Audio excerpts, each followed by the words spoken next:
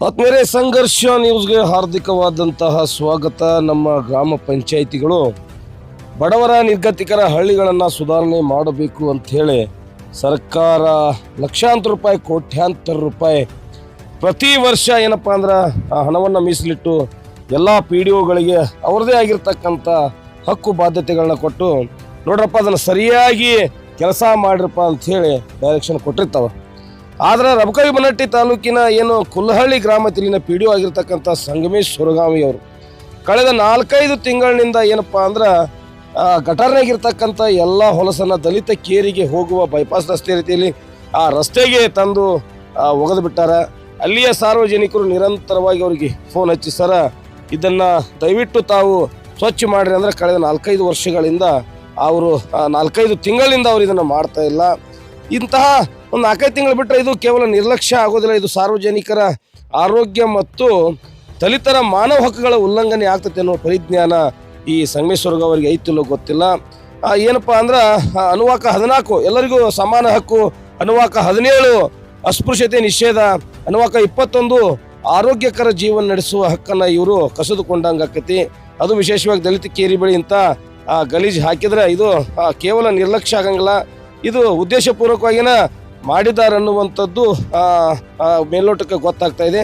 ಮತ್ತು ಪರಿಶಿಷ್ಟ ಜಾತಿ ಮತ್ತು ಪರಿಶಿಷ್ಟ ಪಂಗಡಗಳ ಮೇಲಿನ ದೌರ್ಜನ್ಯ ತಡೆ ಕಾಯ್ದೆ 1989 ಪ್ರಕಾರ ಏನು ದಲಿತರ ವಾಸಸ್ಥಳವನ್ನು ಅಸ್ವಚ್ಛಗೊಳಿಸುತ್ತಿರುವುದು ಮತ್ತು ಅನುಮಾನಕರ ಪರಿಸ್ಥಿತಿಯಲ್ಲಿ ಏನು ಸೃಷ್ಟಿ ಮಾಡುವಂಥದ್ದು, ಆರೋಗ್ಯಕ್ಕೆ ಏನಪ್ಪ ಅಂದ್ರೆ ಅಪಾಯ ಮಾಡುವಂತಹ ಕೃತ್ಯವನ್ನು ಏನಾದರೂ ಮಾಡಿದ್ರೆ ಇದು ಬಹಳ ಗಂಭೀರ ರೂಪದ ಪ್ರಕರಣ ಆಗ್ತೈತೆ ಅನ್ನುವಂತಹ ಪರಿಜ್ಞಾನ PDOರಿಗೆ ಐತಿಲ್ಲೋ ಗೊತ್ತಿಲ್ಲ.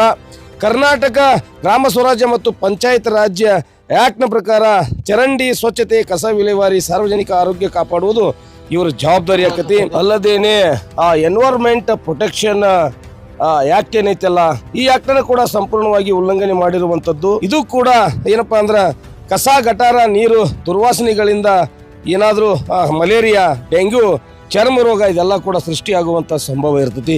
ಆದರೂ ಕೂಡ ಇಲ್ಲಿನ PDO ಸಂಗಮೇಶ್ ಅವರು ಯಾವುದೇ ರೀತಿಯಾದಂಥ ಕೆಲಸ ಕಾರ್ಯಗಳನ್ನು ಮಾಡಿಲ್ಲ. ಮತ್ತು ಈಗಾಗಲೇ ಚಾರ್ಜ್ನಲ್ಲಿ ಇರ್ತಕ್ಕಂಥ ಪಟಿಯಾಳ್ ಅವರನ್ನು ನಾವು ಸಂಪರ್ಕ ಮಾಡಿದಾಗ ಪಟಿಯಾಳ್ ಅವರು ಹೇಳುವಂಥದ್ದು ಇದು ನಮ್ಮ ಗಮನಕ್ಕಿಲ್ಲ, ಆದಷ್ಟು ಬೇಗನೆ ಅವನ ಮೇಲೆ ಕ್ರಮವನ್ನು ಜರುಗಿಸ್ತೀವಿ, ಇಲ್ಲ ಅಂದರೆ ಅದನ್ನು ಏನು ಕೆಲಸ ಉಳಿದಿದೆ ಅದನ್ನು ಈಗಲೇ ಸ್ವಚ್ಛತೆಯನ್ನು ಮಾಡ್ತೀವಿ ಅಂತ ಹೇಳಿದ್ರು. ನಂತರ ಸಂಗಮೇಶ್ ಸುರಗಾವಿ ಅವರು ಕೂಡ ನಮ್ಮ ಸಂಘರ್ಷ ನ್ಯೂಸ್ ಜೊತೆ ಮಾತನಾಡಿ, ಇಲ್ಲ ಸರ್ ಅವರು ಮೇಲಿನ ಮೇಲೆ ಕಸ ಒಗಿತಾರೆ ಅದು ಇದು ಅಂಥೇಳಿ ಆ ಕುಂಟ ನೆಪವನ್ನು ಈ ಗ್ರಾಮದ ಏನಲ್ಲಿ ಇರ್ತಕ್ಕಂಥ ದಲಿತರ ಮೇಲೇ, ದಲಿತ ಕಾಲನಿಯವರ ಮೇಲೇ ಇವರು ಆರೋಪ ಮಾಡುವಂಥ ಕೆಲಸ ಮಾಡಿದರು. ಒಟ್ಟಾರೆಯಾಗಿ ಇವರ ಜವಾಬ್ದಾರಿಗಳೇನಿದ್ದಾವಲ್ಲ ಅವುಗಳನ್ನು ಸರಿಯಾಗಿ ನಿಭಾಯಿಸಿದರೆ ಖಂಡಿತವಾಗ್ಲೂ ಇಂಥ ಸಮಸ್ಯೆಗಳು ನಿರ್ಮಾಣ ಆಗೋದಿಲ್ಲ ಅನ್ನೋದಕ್ಕೆ ಇದು ನಮಗೆ ಜೀವಂತ ಸಾಕ್ಷಿ ಆಗ್ತದೆ. ಅಷ್ಟಕ್ಕೂ ಏನು PDO ಆಗಿರ್ತಕ್ಕಂಥ ಸಂಗಮೇಶ್ ಸುರಗಾವಿ ಹಾಗೂ ಏನು ಚಾರ್ಜ್ ತಗೊಂಡಿರ್ತಕ್ಕಂಥ ಪಟಿಯಾಳ್ ಅವರು ನಮ್ಮ ಜೊತೆ ಮಾತನಾಡಿದ್ದಾರೆ. ಅವ್ರು ಏನು ಮಾತನಾಡಿದರೆ ಕೇಳ್ಕೊಂಡು ಬರೋಣ. ನಿರಂತರ ಸುದ್ದಿಗಳಿಗಾಗಿ ನೋಡ್ತಾ ಇರಿ ಸಂಘರ್ಷ ನ್ಯೂಸ್ ಕರ್ನಾಟಕ. ಕುಲ್ಲಹಳ್ಳಿ PDO ಅವ್ರನ್ರಿ? ಹೌದು ಸರ್, ಹೌದು ಹೇಳ್ರಿ. ಯಮನಪ್ಪ ಗುರುನಾಥ್ ಮಾತಾಡೋದು ಸರ್, ಸಂಘರ್ಷ ನ್ಯೂಸ್ ನಿಂತ್ರಿ.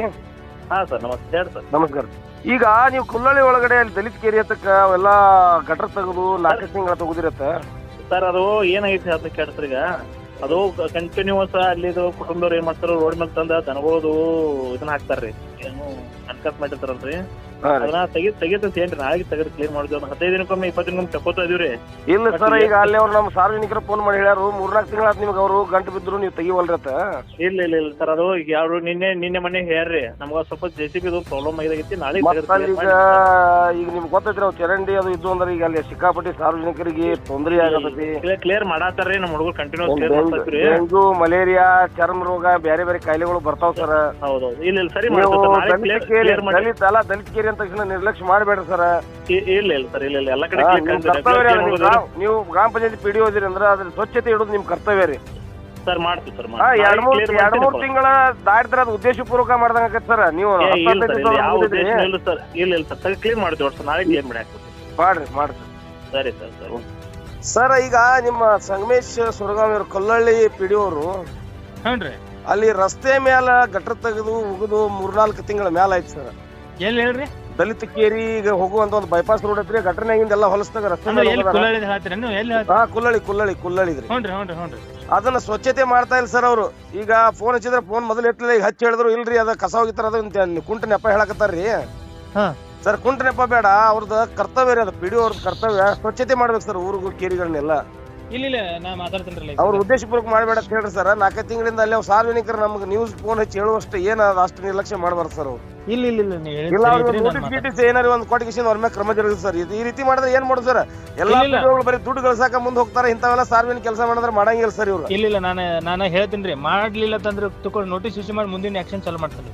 ಓಕೆ ಸರ್, ಆಯ್ತು.